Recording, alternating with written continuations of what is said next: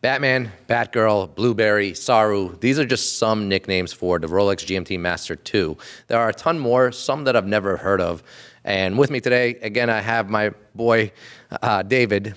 Should I just call you David or David Hattenschwiller? Or, David's cool. Or Swiss Dave? Swiss Dave. I have my boy Swiss Dave to go over them. Now, this is a part of a series. The list is so long that we couldn't put them into one episode, so I figured let's break them down. So don't get confused on why we keep doing the same thing. This is, I think, a 4 or 5 part series to kind of teach everybody on every possible nickname that we have. If we're missing one, make sure to comment it in a video or let us know if you're listening to the podcast. Make sure to write a review about the podcast and let us know what we're missing here. Before we get started, I want to shout out our sponsor. Our sponsor is GraphicRugs.com. If you're looking for wash face rugs, if you're looking for sports rugs, I don't know, they have like patriotic rugs, they have flags, they have all sorts of cool stuff. Check out GraphicRugs.com and follow them on Instagram at GraphicRugs. David, how's it going today? Doing very well. You know, we're about to go to Miami. Can't complain. Met Gala was last night. That's why I'm rocking this very exclusive and rare white ceramic Karl Lagerfeld watch. Matches the Does that thing even work? Sweatshirt. It's right twice a day. How about that? So good enough, right? We available at Luxury Bazaar. Yeah, you know, we had like, I don't know, 12,000 of them. We're probably down to like a couple hundred left. Oh, no, and they're all on Peter's desk right now because he has to change the batteries. And I used to change the batteries on those, and it's a nightmare. The screws, once you take them out, they die. It is, The screws are, they kind of... they get eaten up. They strip, and then there's a little plastic insert in there. That's super annoying. I mean, when I first started my journey here at Luxury Bazaar, I was trying to be useful for the first couple of weeks when you guys were keeping the wraps under, and I'm like, let me just get a screwdriver. Let me go to town. Why not? Instantly regretted my decision. So, jumping into this episode, not to cut you off, your story was great. I loved it. You're no watchmaker. No. Changer. A sidebar also, very, very embarrassed, guys at home. I did make a mistake on the Platinum Daytona last time. So the reference is the 116506. How dare not the you? 507. I know people are going to troll me. Oh, 100%. They're going to roast me in the comments, but, I'm a glutton for punishment. If you're watching this episode, make sure to go to the previous video where we talked about the Rolex Daytona nicknames and roast Dave. Please do. Get 'em. Please do. I thrive in hostile environments. So this is pretty self-explanatory, but which would you rather, hear? Would you rather hear a Rolex, the GMT-MASTER 2 Oyster brand with a black and blue bezel? Would you rather hear 126710 BLNR, or would you rather hear Batman? Honestly, Batman, but as I go, as I develop my knowledge base, the references are really useful because, if you're trying to source something for a client specifically, you can...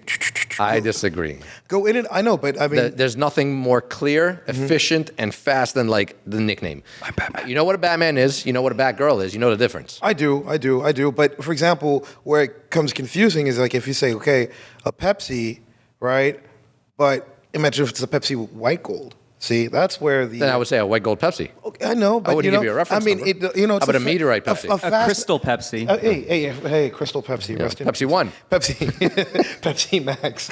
No, but fast-paced working environment. I mean, it's nice to be concise and precise. So there are times when it goes wrong. Like, remember that whole situation with Marco and Alex? Like, I'm looking for a panda, and he quoted him on a panda Vacheron. That's not a panda. No. I agree. Yeah, there has to be rhyme and reason within the naming, right? We can't just call everything out. It has to stick. It has to stick. It has to be universally recognized as that nickname. Let's get into it with the universally recognized nicknames of GMT Master 2s or GMT Masters. Some of them are just Masters. I don't know why I said 2. The first one is probably the easiest one. It is the Pepsi. Again, universally known for having a blue and red bezel, also known as a BLRO, which stands for Bleu Rouge. Correct, or blue-red, or French. Or Bolaro. Bleu Rouge is how I was going to refer to it, but I figured the French-speaking person should do so.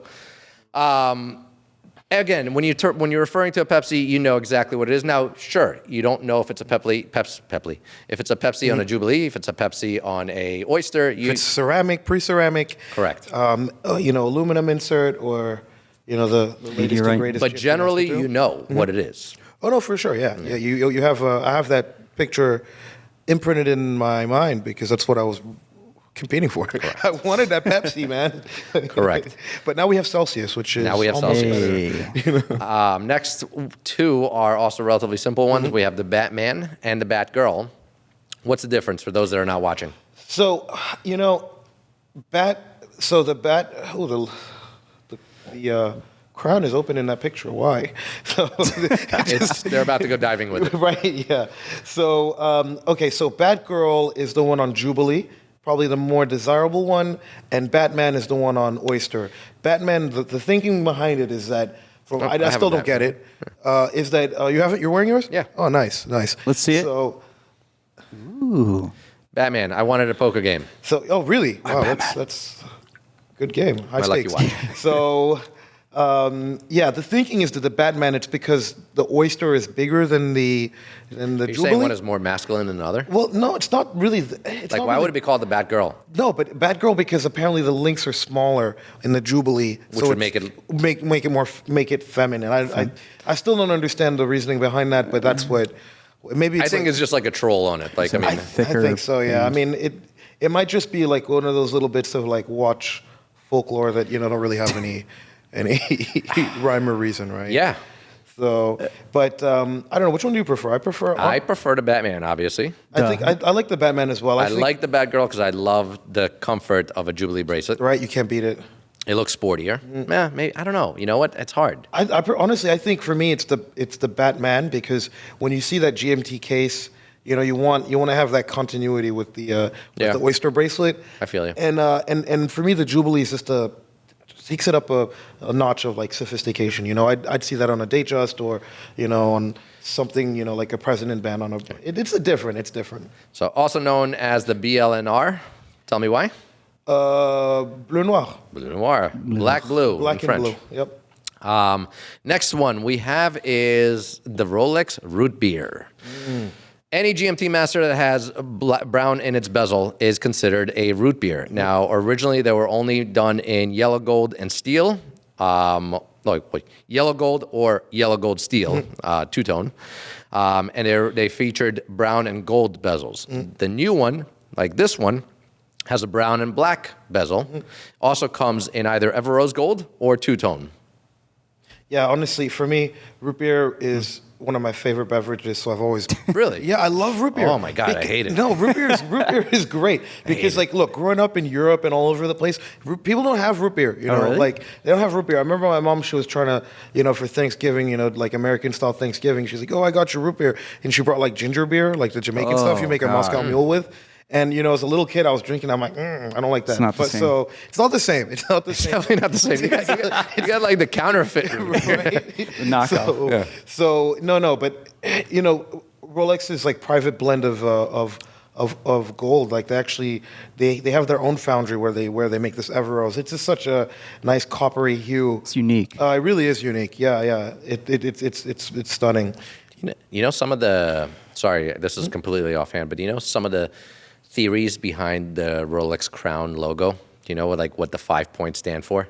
I recently did this for research, and I thought it was really interesting to find out. So the 5 points of the Rolex crown, there's 3 theories what they are.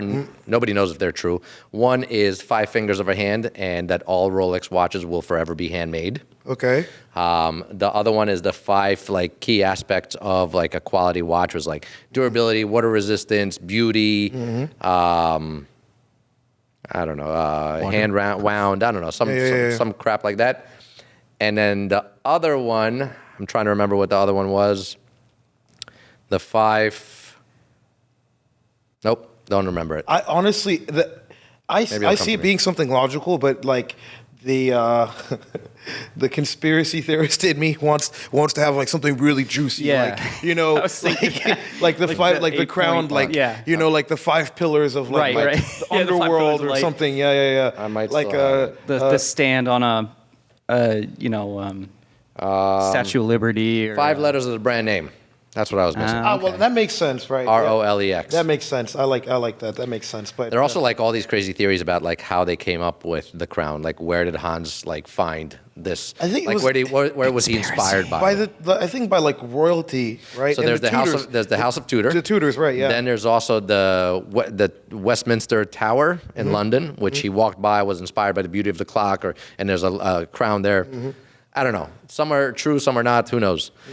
Interesting as well. On the sidebar, there's this beer, right? So I was born in Chad, and there's this root beer? no, no, like an actual adult bev beer, and the logo is a crown as well, and they call it Gala beer. And when I was a kid, that was probably my first introduction to the crown. After it, believe it or not, it was those like collectible spoons that had the Rolex crown on them. Yep. And that was kind of like my, growing up all over the world, and that was kind of my like the way I was able to tie into like my Swiss identity by collecting these little like commemorative little spoons that they would give out at Boucherer. Cool. Yeah. Moving on. Good story though. Next Love tattoo idea is going to be a Rolex. Don't do that. No, Rolex spoon. There's a Rolex guy in my gym that has like this big Rolex logo like tatted on his arm. Anthony? Are you sure it's Rolex and not the Gala beer? That It might just be. might be. But like I hate it because like typically dudes that like get that tatted, like what's your connection? You bought yourself a Rolex or you want a Rolex or you aspire to own one. It's just weird to have that. I might be wrong and judgmental. I apologize in So advance. no tattoo. You do have tattoos. I do have You tattoos, yeah. Yeah. So I think Rolex. Do you have any? I have a ton of them. I have Russian tattoos. I can't even. speak Russian Russian. tattoos? I do. Yeah. Believe it or not. Now, is there a meaning to every tattoo, or did you just like It's randomly a- pick a sign, throw it on me? There's a meaning to everything. It's just the smiley face is my favorite, But I try to kind of justify it after getting it, come up with a really deep meaning for it. But it's just- Afterwards. yeah, afterwards, right? What is it? Live happy. Live happy, right? Yeah. All right. Next one we have is the Rolex Coke. Also pretty self-explanatory. This is a red and black bezel GMT-MASTER. Originally came out in 1980s or the early 1980s with the introduction of the GMT-MASTER 2. Now they're no longer manufactured at Coke. Obviously, it's still one of the most popular models of the GMT-MASTER. They need to bring it back. And I'm surprised they haven't. honestly, that would be sick. Watches and Wonders, we heard it here first. Great Market Podcast. Watches and Wonders 2027. The Coke is coming back. Bring back the Coke. So The original Coke. The original Coke. And whoever took that picture, that's really cool. I like what they did with it is very nice. the leather. Very nice looking. Is Like that- a, are those like a our guys? basketball or something. No, that's not ours. That's not a... No. Okay. Well, Let's not point that out. congrats, guys. Next one is one that you may not have heard of because I have not heard of. It is the Rolex Fat Lady. Have you heard of the Rolex Fat Lady? Never, ever have I... This might be, currently like, inappropriate. Well, that's kind of like my preference. Have you seen those? Have you seen that thing on TikTok or Instagram of like, what was it like? I think healthy restaurants in China. Okay? There's like this whole like, Oh, no. like you fat to eat here. Yeah. Like, I was like, what? And like the plus size stores. Yeah, like the that, fat cat. And Yeah. yeah. The plus size stores they have very literal names. Yeah. Yeah. What's bad about her? I mean, I find her beautiful, honestly. So the Fat Lady is the nickname for the GMT-MASTER reference 16760. It is the first GMT-MASTER 2 produced. The watch case is thicker than usual, and that's why they called her the Fat Lady. Also known as the Rolex Sophia Loren, due to the case's curvy silhouette. The voluptuousness. The voluptuousness voluptuousness. of Sophia Loren, Sophia Loren. a.k.a. Rolex Fat Lady. I can stand behind that. I'm sure you can. You wouldn't be able to see much. But Let's move on to the next one. There's a couple of funny ones in here. Well, this one is the Rolex Sprite. Now, this is probably the newest Rolex nickname or newest GMT-MASTER nickname. It's given to the 126720 VTNR, the left-handed watch with a green and black bezel. It's also known as the Sierra Mist. It's also known as the... They discontinued Sierra Mist, by the way. Yeah. Now it's called Starry. You ever know? Yeah. Now it's called Starry. Is it like a discount brand now? No. So Sierra Mist was PepsiCo's answer to Coca-Cola's Sprite, Sprite. which dominates the citrus Right. beverage category. So they rebranded, they discontinued Sierra Mist, and now it's called Starry. You know, you can find it in like there's, you know, they're really trying to push it like buy one get one free, but I think they, you know, it's kind of like discounting their. I think their brand. soda is over. Soda is over, right? Celsius is the next big thing. Let's move on to a celebrity nickname, Rolex Clint Eastwood. Oh yeah. Now, the Clint Eastwood is the nickname given to the vintage two-tone GMT-MASTER 16753 with a root beer bezel because the famous actor wore it on numerous films during filming and on the movie itself. Do you feel That is lucky? definitely a Clint Eastwood watch. I don't know what it is about the presence of this timepiece, but it's like very ominous. And like you know, when I look at its, you know, dial, I can kind of see Clint Eastwood, you know, with like a cigar, just like, about to. You know what? It's got that like masculine, like Yeah. aged vintage type. You know, like It looks angry. It looks like a very angry watch. It looks like a hostile takeover watch. oh, like- that's not a bad watch to have during a hostile. No, takeover. no, for sure, Auburn. for sure. Be able to I like it. keep track of the office in New York and in London. The next one, and please forgive me for naming its nickname, but this is also known as the Rolex Pussy Galore. Okay. Now, again, I did not make up these nicknames. The Pussy Galore is the nickname given to the GMT Master reference 6542. It's the first GMT Master produced. It is the name taken from a character played by Honor Blackman, who wore the watch in James Bond film Goldfinger in 1964. Again, when this came out and when a nickname was assigned to it, it was probably not as dirty. I guess so. Yeah. I mean, I guess it wasn't inappropriate? or maybe it was, and they just kind of ran with it. But you know, it's pretty punk. I think they had some like really funny like Easter eggs and like let's name this movie Goldfinger and let's name a character Pussy Galore. Yeah. And it probably went over everyone's head at that time Yeah. because they read it so like, two-dimensionally, and then now there's just so many connotations to it, right? It is obviously a vintage watch. It's beautiful. I would not be able to be like, oh, look, that is a Pussy Galore. Do you know what I mean? Like, you can't. This is a watch that you look at and you don't know that this is what it is, unless you know. Is it specifically that year in reference? That reference. Or So is it looks is it like- that model? Not the year, but the reference. Oh, the reference, or is Yeah. it when it patinas? Yeah, No. is that a big light bezel? I don't know. With I mean, no, I think it's like a looks metal like it. bezel. I mean, in Metal bezel, but they would've- 1964, I think it's got to be some sort of probably metal. not. Some But- sort of metal, but it looks like it's just oxidized heavily, or maybe Yeah, the that's patina on the metallic, dial's yeah, nice. metallic finish. Yeah. Let's move on to the next one, which is one that we know and we see quite often. It's the Rolex SARU. SARU is any GMT Master 2 with sapphires and rubies in the bezel. Yeah. So red and blue stones mimic the style of a Pepsi bezel, but obviously, this is factory gem set. There are different types of SARUs. There are different finishes, I guess, different precious metals.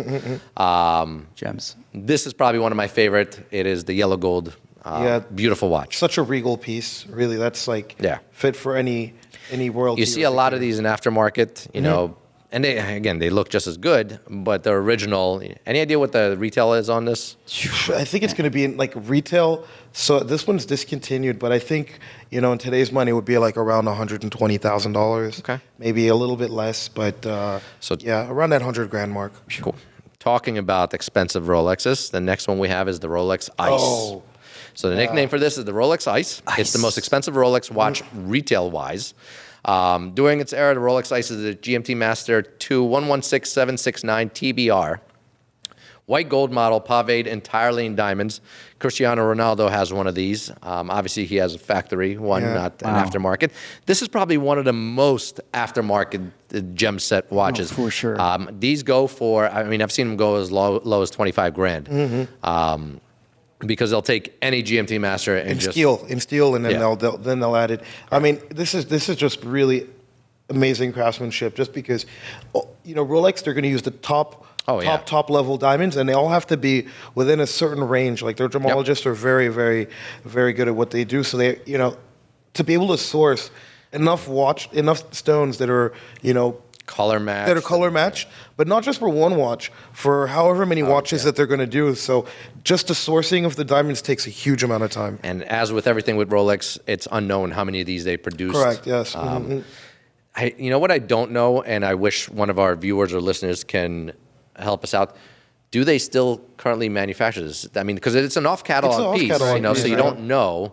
I just wonder if somebody's gotten one like dated, last month. Recently, interesting, yeah. Well, I know. I mean, we're getting ahead of ourselves, but I know maybe they offer these off-catalog pieces every couple of years. But the new one that they're doing is a new Skydweller that's completely iced out, and I think the dial is meteorite on the Skydweller, and then it's kind of filling that space in their catalog of like. I love that one. Yeah, that's probably my favorite. Next one we have is one whose legitimacy has been questioned. It is the Rolex Blueberry.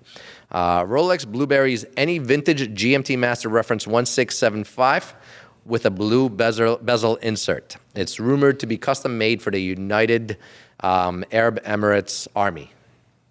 Cool. Or military. But here's my question. Made for the military, like anybody in the military or like any military? Top ranking, military officials? Or? That's a flex, So I follow this one page on Instagram. It's called Watches of Espionage. And they basically show a lot of these watches that have been commissioned by, certain units, right? So, for example, when Prince Harry was in when he was in Afghanistan with the British military. He like had a Rolex that was commissioned. I think it was a Rolex. I believe it was a Rolex that was commissioned by them, and it was actually given to all of his unit. The Royal Navy. Yeah, I think it was. I'm not sure which branch of the military he was in, but I think it was the Air Force. The Royal Air Force. Surprised it's not Vermont. Huh? Surprised it wasn't a Vermont. Yeah, right. I mean, and this a really, really super cool page. I would definitely check them out because you have like everything from like Blackwater, so very infamous private military company having their Breitling Adventure, very apt watch, but with the Black Rock logo on the dial, and it just shows that how these companies are kind of essentially what they're doing is they'll sponsor like sports, but at the same time they'll work closely with these units to kind of, I wouldn't say necessarily boost the brand image, but to kind of test and prove their items in real use cases, right? So cool. They're willing to work a lot of times with these very elite units. That's cool. Basically. It's cool. I mean, they put them to niche the down, test. This is the watch of the Blackwater Correct. Team. Next one we have is the Rolex Cornino. Now, I myself have never heard of it. Have you heard anything about the Rolex Cornino? No, but Cornino, does it mean cornea? Like Cornelius? No. So this is a vintage Rolex GMT-MASTER 1675. The reason it is named a Cornino is because of the pointy crown guards, and Cornino in Italian is horn. So if you look at this picture, you see that they're like pointy, which is not common for GMT-MASTERs. They're usually rounded off. Oh, it looks like somebody was a little overzealous with the polish job, that's right? what it looks like. But that's actually the watch itself. Moving on, we have the Rolex Concorde, named after the supersonic commercial jetliner that unfortunately went out of business, which I heard they're bringing back. What, like with Boom, or they're actually bringing back the Concorde? Like Boom, not the Concorde, but yeah. they're bringing back the supersonic, flights. I don't know why they ever got rid of it. I thought that was awesome. Yeah. Well, so the reason they got rid of it is because you're very limited to only certain areas. Like you can't fly over that's land right, yeah. because of the sonic boom. So it's really only valuable for transatlantic flights. Otherwise, it's useless because you can't fly over. I thought the it was States. like maybe too expensive to operate. Like it didn't make sense. I guess because once you get to that speed, I think you're all right. I don't know. I'm not really. Well, that's adverse, why the but it was- Concorde only had 3 airports that it could land Yeah. at. But interesting story. So there was the dictator of Mobutu of Congo. Actually, in the middle of the jungle, he built his palace and capital city, and he built 4,000 or 5,000 meters, so 4-kilometer airstrip, and he actually leased the Concorde for Air France to fly between Paris and in the middle of the jungle in Congo, and he would have the Concorde basically there on standby for That's him. amazing. Insane. Yeah, that's on some Air dictator France. level. That's some dictatorship. yeah. All right. So the Concorde is a 1675 Rolex GMT-MASTER 1675, yellow gold, named after the Concorde. Not really sure why or what connection we have there. That is the nickname for this specific reference number. Our final one is the Rolex Pink Panther. Very cool. You look like you haven't heard of it. I mean, I've seen this watch. I didn't know it was called the Pink Panther. This is called the Pink Panther clearly because of the vibrant fuchsia, color of the bezel, which is something that happens, fades. after a certain amount of time. This is the Rolex the GMT-MASTER 1675. It's my favorite. Yeah, it's very nice. Obviously, it's the age that makes this color. It's also sometimes known as the fuchsia. Right. Honestly, these Rolex vintage collectors, they have so much fun. They do. Really, like, Let's come up with a nickname. Just identify. I mean, you have to create a nickname, like a fun nickname to go with these watches. Because if you just call it like, I don't know, purple thing or something, it's not Purple. Purple. Yeah. The Barney. It's not going to be. Okay. Top of your head, what would you nickname this right now? Lean. Oh my God. Young lean. Okay. First thing that popped in my mind was like lollipop. I don't know. The There we go. Rolex lollipop. Fuck if I know. It's pink, It reminds me of the rapper Young Lean. I feel like he would rock his watch. Okay. Cotton candy? Sure. Or We can come up with our own nicknames. yeah, Dippin' Dots actually. Dippin' Dots. The Yeah, Barney. Dippin' Dots. The Barney? Hey, Barney. Yeah. That's Purple? not bad. Okay, well, that wraps up our episode for Rolex GMT-MASTER nicknames. We're going to continue with our series. We're going to do a couple more of these. If you like this episode, if you like the podcast, if you like the videos, if you like listening to this, make sure to show some support. Like, comment, subscribe, tell your friends, invite your parents, get everybody to watch this and get everybody subscribed. The more we grow, the more we're going to continue doing this. If you want us to talk about certain topics, please let us know in the comments. Love to create special episodes just for requests. Otherwise, have a great rest of your week. Great day. David, I will see you later. Ciao.